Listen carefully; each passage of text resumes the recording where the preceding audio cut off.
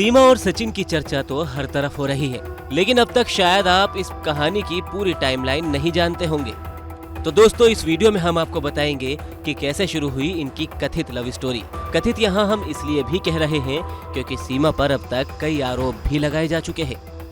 दरअसल साल 2019 में सीमा और सचिन की मुलाकात पबजी खेलते हुए हुई थी। पबजी के बाद इंस्टाग्राम, व्हाट्सएप और चैट और फोन पर बातें होने लगी। सीमा का पति गुलाम हैदर काम करने के लिए दुबई चला गया। इस बीच इनका प्यार परवान चढ़ा और 2022 में सीमा के पिता गुलाम रजा की मौत हो गई। बस उसके बाद से सीमा का तो एक ही सपना था और वो था सचिन के साथ रहना शुरू कर देना। मगर सवाल था कि आखिर भारत जाया कैसे जाए। भारत आने के लिए सीमा ने वीजा के लिए अप्लाई किया, मगर उसे वीजा नहीं मिला। जिसके बाद सीमा ने नेपाल के वीजा के लिए अप्लाई किया, जो कि उसे बड़ी ही आसानी से मिल गया। इधर साल 2022 की 10 मार्च को शारजा होते हुए सीमा नेपाल आई, तो उधर 10 मार्च को ही सचिन भी नेपाल पहुंच गया था। 7 दिन तक दोनों काठमांडू के न्यू विनायक होटल में रुके।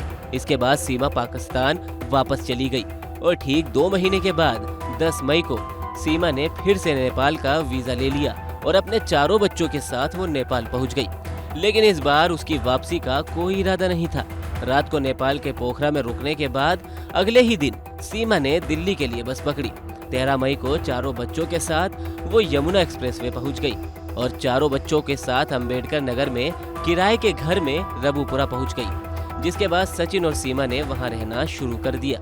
अब 4 दिन बाद सचिन ने ये सारी बातें अपने पिता को बताई। सचिन ने सीमा से अपने पिता की मुलाकात करवाई और उसके पिता ने तौर तरीके और रहन सहन बदलने की शर्त रख दी, जिसके बाद उसने हामी भी भर ली। 30 जून को सचिन के पिता ने कोर्ट मैरिज करवाने के लिए कहा। पिता की बात मानकर दोनों अपने 4 बच्चों के साथ 30 जून को बुलंदशहर कोर्ट पहुंच गए। अब यहाँ वकील ने पाकिस्तानी पासपोर्ट देखकर शादी करवाने से मना कर दिया।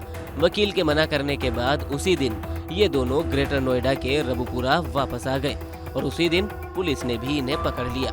बस इसके बाद से तो हर अपडेट आपको मिल ही रही है।